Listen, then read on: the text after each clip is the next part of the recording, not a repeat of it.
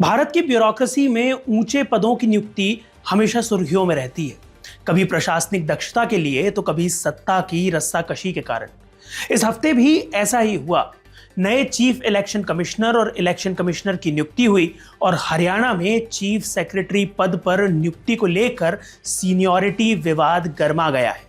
तो वहीं झारखंड में मनी लॉन्ड्रिंग केस में आरोपी रही आईएएस पूजा सिंघल को 2 बड़े प्रशासनिक पद दिए जाने से राजनीतिक और प्रशासनिक हलकों में हलचल मच गई है।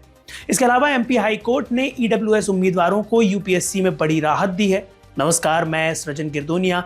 आप देख रहे हैं इंडियन मास्टरमाइंड्स का weekly news show bureaucracy this week. सबसे पहले नजर डालते हैं इस हफ्ते की सबसे बड़ी खबर पर। विवेक जोशी को नया इलेक्शन कमिश्नर नियुक्त किया गया। हरियाणा के नए चीफ सेक्रेटरी की भी नियुक्ति हुई और इससे जुड़ा सीनियरिटी को लेकर क्या विवाद हो रहा है।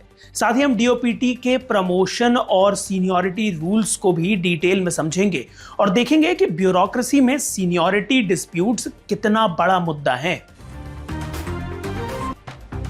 सबसे पहले बड़ी खबर, विवेक जोशी बने हैं नए इलेक्शन कमिश्नर। ये नाम ब्यूरोक्रेसी में किसी इंट्रोडक्शन का मोहताज नहीं है। विवेक जोशी 1989 बैच के आईएएस ऑफिसर हैं और हरियाणा काडर से आते हैं। फाइनेंस, सेंसस, अर्बन डेवलपमेंट जैसे क्रूशियल सेक्टर्स में काम कर चुके हैं और उनकी रेप्यूटेशन एक स्ट्रॉन्ग एडमिनिस्ट्रेटर की रही है। उनका एजुकेशनल बैकग्राउंड भी काफी इंप्रेसिव है। आईआईटी रुड़की से इंजीनियरिंग करने के बाद उन्होंने गवर्नेंस में स्पेशलाइजेशन किया। अब इलेक्शन कमिश्नर के तौर पर उनकी सबसे बड़ी जिम्मेदारी होगी आने वाले स्टेट इलेक्शंस और प्रेसिडेंशियल और वाइस प्रेसिडेंशियल इलेक्शंस को फ्री और फेयर तरीके से कंडक्ट कराना। देश के newly appointed chief election commissioner Gyanesh Kumar 27 जनवरी 2029 को रिटायर हो जाएंगे, जिसके बाद विवेक जोशी उनका पद ग्रहण करेंगे। उनका टेन्योर 2031 तक है, यानी 2029 जनरल इलेक्शंस की जिम्मेदारी विवेक जोशी के कंधों पर होगी। लेकिन क्या विवेक जोशी इस पद के लिए सबसे सूटेबल कैंडिडेट थे? यह सवाल ब्यूरोक्रेटिक सर्कल्स में चर्चा का विषय बना हुआ है। कुछ लोगों का मानना है कि उनके नाम पर पॉलिटिकल बैकिंग का भी फैक्टर था, लेकिन उनकी टेक्निकल एक्सपर्टीज और इलेक्शन प्रोसेस की गहरी समझ को देखते हुए वो एक स्ट्रॉन्ग चॉइस माने जा सकते हैं। अब चलते हैं हरियाणा की ब्यूरोक्रेसी में हुए सबसे बड़े एडमिनिस्ट्रेटिव रीशफल की ओर। विवेक जोशी, जो अब तक हरियाणा के चीफ सेक्रेटरी के तौर पर सर्व कर रहे थे, अब इलेक्शन कमीशन में आ चुके हैं। इसलिए अब हरियाणा को मिला है नया चीफ सेक्रेटरी, अनुराग रस्तोगी। रस्तोगी 1990 बैच के आईएएस ऑफिसर हैं और इससे पहले वो एडिशनल चीफ सेक्रेटरी फाइनेंस के रूप में अपनी सेवाएं दे चुके हैं। पॉलिसी फॉर्मुलेशन, फाइनेंशियल मैनेजमेंट और एडमिनिस्ट्रेटिव गवर्नेंस में उनका लंबा अनुभव है। लेकिन हरियाणा में चीफ सेक्रेटरी का पद सिर्फ एक प्रमोशन नहीं बल्कि पावर टसल का एपिसेंटर बन चुका है, क्योंकि इस बार के अपॉइंटमेंट को लेकर सीनियरिटी और मेरिट को लेकर जबरदस्त विवाद हुआ है। हरियाणा में चीफ सेक्रेटरी के सिलेक्शन को लेकर 1990 बैच के आईएएस ऑफिसर्स के बीच जबरदस्त खींचतान रही। दरअसल जब ग्रेडेशन लिस्ट जारी हुई तो सीनियरिटी को लेकर कई ऑफिसर्स ने ऑब्जेक्शन उठाया। इस विवाद में जो प्रमुख नाम उभर कर आए हैं वो हैं सुधीर राजपाल, अंकुर गुप्ता, सुमिता मिश्रा, राजशेखर वुंद्रू। इन अधिकारियों का दावा था कि ग्रेडेशंस में फेयरनेस नहीं बरती गई और कुछ ऑफिसर्स को इंटेंशनली ऊपर या नीचे रखा गया। खासकर सुधीर राजपाल और सुमिता मिश्रा को लेकर यह आरोप लगे हैं कि उन्हें प्रमोशन में पीछे रखा गया, जबकि उनके सर्विस रिकॉर्ड और काडर सीनियरिटी को देखते हुए ऐसा नहीं होना चाहिए था। अंकुर गुप्ता और अनुराग रस्तोगी जैसे ऑफिसर्स को प्रेफरेंस मिली, जिससे ब्यूरोक्रेसी के भीतर फेवरेटिज्म की चर्चा होने लगी। इस मामले में कुछ ऑफिसर्स ने DOPT, department of personal and training और कैट, सेंट्रल एडमिनिस्ट्रेटिव ट्रिब्यूनल के पास भी शिकायत की है। अब सवाल यह है कि क्या हरियाणा गवर्नमेंट ने किसी ऑफिसर को इंटेंशनली बाईपास किया? क्या चीफ सेक्रेटरी पद पर अपॉइंटमेंट मेरिट बेस्ड हुआ? क्या डीओपीटी के सीनियरिटी और प्रमोशन रूल्स का सही तरह से पालन किया गया? अब समझते हैं कि चीफ सेक्रेटरी के प्रमोशन के लिए डीओपीटी के ऑफिशियल रूल्स क्या कहते हैं और हरियाणा के मामले में इनका पालन सही तरीके से हुआ या नहीं। चीफ सेक्रेटरी बनने के लिए जरूरी शर्तें हैं।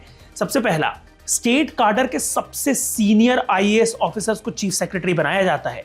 ऑफिसर ने सभी जरूरी ट्रेनिंग प्रोग्राम्स पूरे किए हों। ऑफिसर का प्रमोशन अप्रेजल रिकॉर्ड संतोषजनक हो, जो एसीआर या एनुअल कॉन्फिडेंशियल रिपोर्ट या पीएआर परफॉर्मेंस अप्रेजल रिपोर्ट के आधार पर तय होता है।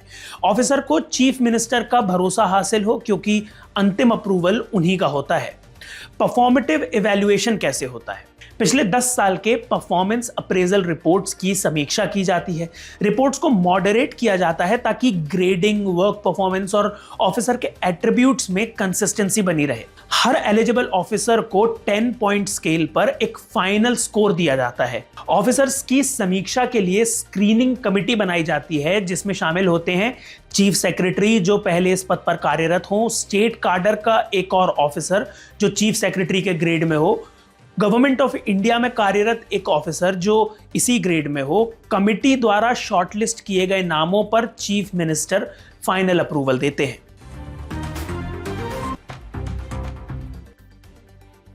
अब सवाल ये उठता है कि हरियाणा में इन नियमों का पालन किया गया या नहीं। क्या सीनियरिटी को नजरअंदाज किया गया? कई ऑफिसर्स का दावा है कि अनुराग रस्तोगी से सीनियर ऑफिसर्स को बाईपास कर दिया गया। फेवरेटिज्म का एंगल भी है। क्या पॉलिटिकल प्रेफरेंस ने रोल प्ले किया? ब्यूरोक्रेटिक सर्कल्स में इसको लेकर जबरदस्त चर्चा हो रही है। क्या परफॉर्मेंस रिपोर्ट में छेड़छाड़ हुई? कुछ ऑफिसर्स का आरोप है कि उनके एसीआर स्कोर्स को मैनिपुलेट किया गया ताकि कुछ खास नामों को फायदा मिले। इसके अलावा लीगल डिस्प्यूट का भी एक एंगल है। इस अपॉइंटमेंट को लेकर डीओपीटी और कैट तक मामला पहुंच गया है। हालांकि हरियाणा का मामला कोई आइसोलेटेड घटना नहीं है। ब्यूरोक्रेसी में सीनियरिटी डिस्प्यूट्स हमेशा से एक बड़ा मुद्दा रहे हैं।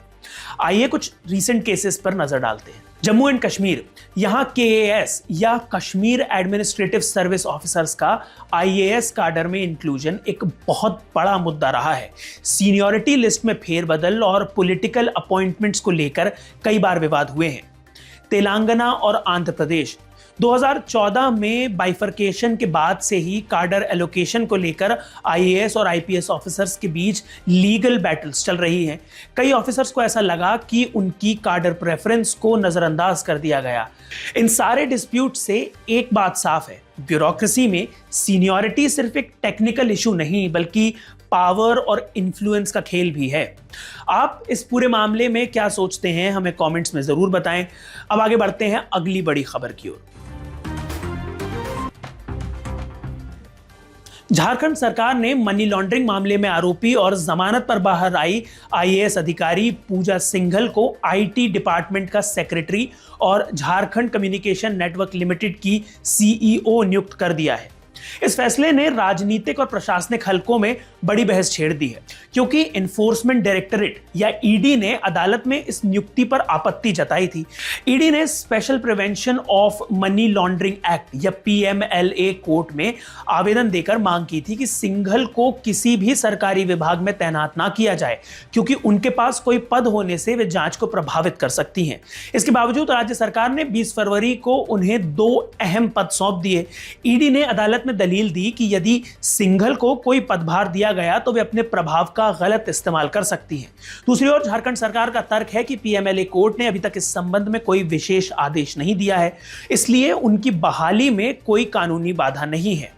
पूजा सिंघल 2000 बैच की आईएएस अधिकारी हैं और मनरेगा घोटाले में करोड़ों रुपए के गबन के आरोप में मई 2022 में गिरफ्तार हुई थी। उन्हें 28 महीनों तक जेल में रहना पड़ा और 7 दिसंबर 2024 को पीएमएलए कोर्ट से जमानत मिली। ईडी के अनुसार सिंघल ने खुंती जिले में मनरेगा फंड में करोड़ों रुपए का घोटाला किया था। छापेमारी के दौरान 20 करोड़ रुपए से अधिक की नकदी उनके पास से बरामद हुई थी और उनके खिलाफ मनी लॉन्ड्रिंग का केस दर्ज किया गया। आईएएस अधिकारी पूजा सिंघल को बड़ी राहत देते हुए विशेष पीएमएलए अदालत ने प्रवर्तन निदेशालय द्वारा दायर याचिका को खारिज कर दिया है। ईडी और सिंघल के वकीलों की दलीलें सुनने के बाद अदालत ने सिंघल के पक्ष में फैसला सुनाया। अदालत ने कहा कि राज्य सरकार के पास उनकी पोस्टिंग का निर्णय लेने का अधिकार है और वो इसमें कोई हस्तक्षेप नहीं करेगी। आप इस फैसले को कैसे देखते हैं, हमें कमेंट्स में जरूर बताएं। मध्य प्रदेश हाईकोर्ट ने यूपीएससी सिविल सर्विसेज एग्जाम या सीएससी 2025 के लिए इकोनॉमिकली वीकर सेक्शन या ईडब्ल्यूएस के कैंडिडेट्स को बड़ी राहत दी है। कोर्ट ने ईडब्ल्यूएस को 5 साल की आयु सीमा छूट और 9 प्रयासों की अनुमति दी, जिससे अब वे दूसरे आरक्षित वर्गों जैसे ओबीसी और एससी एसटी के समान लाभ उठा सकेंगे। पहले ईडब्ल्यूएस उम्मीदवारों को सिर्फ 32 साल की उम्र तक 6 अटेम्प्ट्स की अनुमति थी, लेकिन अब वे 37 साल की उम्र तक 9 बार परीक्षा दे सकते हैं। यह फैसला आदित्य नारायण पांडे द्वारा दायर याचिका के बाद आया, जिसमें उन्होंने तर्क दिया कि ईडब्ल्यूएस कैंडिडेट्स को दूसरे रिजर्व्ड ग्रुप्स की तरह छूट नहीं दी जा रही थी।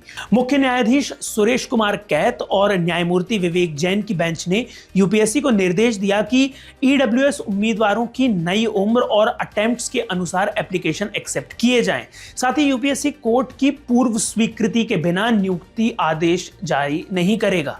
अदालत ने यूपीएससी से एप्लीकेशन की लास्ट डेट बढ़ाने पर जवाब मांगा है, जबकि ईडब्ल्यूएस उम्मीदवार अब नए नियमों के तहत फॉर्म भर सकते हैं। यूपीएससी सीएससी 2025 में 989 पदों पर भर्ती होगी और प्रिलिमिनरी एग्जाम 25 मई 2025 को होगा।